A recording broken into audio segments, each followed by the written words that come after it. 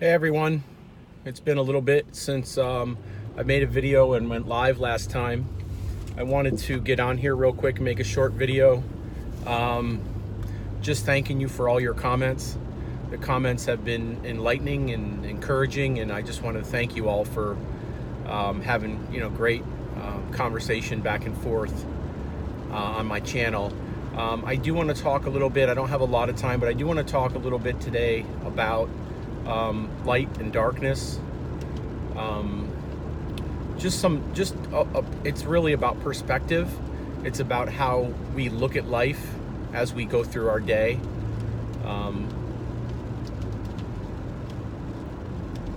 Light, which is God, extinguishes all darkness. So if you were to have light in a room and introduce darkness into it, the light would squash the darkness. If you had an all light room if you had an all dark room and you put light into it, it would, the light would take over the darkness as well.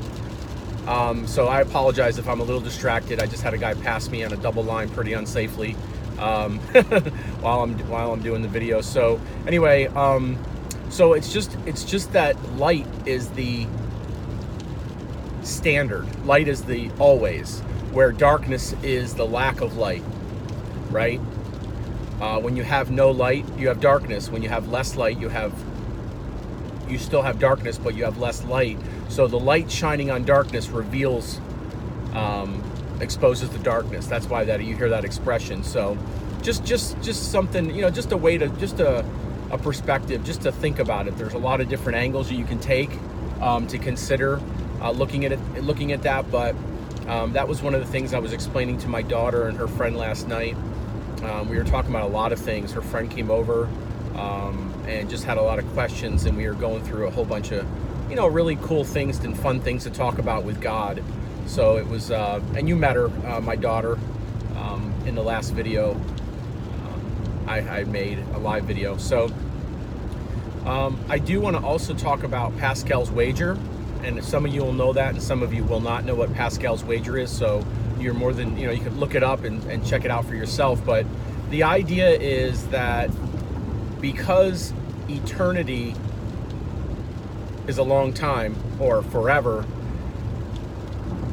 the concept of taking a chance on not believing in God for somebody that, for a non-believer, if you're talking to them, which we should be all doing every single day if we're coming across people, is something that you can bring up to them and explain to them that one approach could be that, as long as they at least have a baseline that there is a God and there is good and there is evil. I mean, there has to be some sort of foundation, a little bit of understanding. If they're totally just non-believers in anything, then you've got a little bit more work to do than that. But for somebody that's that believes in, maybe even heaven and hell, or good and evil, or God and Satan, the way to explain it could be to say, hey, listen, even if it's 1 in a million chances that what you're explaining to them about Jesus being the Savior and the way, even if, and the way the Bible talks about heaven and hell, if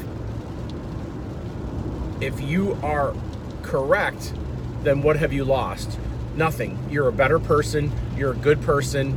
There's no loss to be, to just live right. The loss comes for them as a sinner, which we all are sinners, but the lifestyle that they might have to eventually give up or walk away from or turn from is the only sacrifice. And that's where that's the hardest part for most people that are,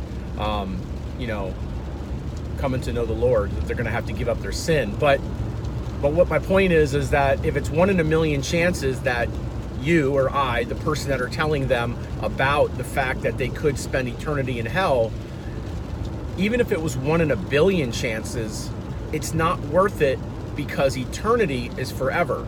So if you're correct, or I'm correct about what we're saying to them, then they're taking a tremendous chance, even if it was 1 in a billion, because that 1 in a billion is a greater odds than how long eternity is. So it's it's called Pascal's wager, and it's actually, it's very simple. I'm not explaining it the best, but I think you understand the concept. So You know, there's ways that you can approach people with that, and you can eventually get to that point. You know, that's one of the talking points that you can make and say, hey, listen, you know, even if it's 1 in a million that God is real and he's going to do what he said he's going to do, let's say it's a 1 in a million. It's more than that, but let's just say the odds are that far out.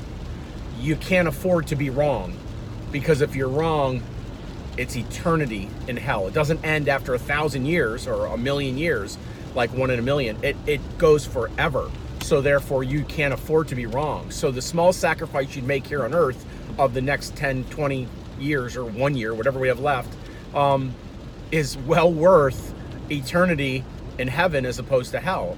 So it's a very simple concept, but it brings it down to the real basic nitty gritty. And anyway, that's what I want to get across today. Just like I said, I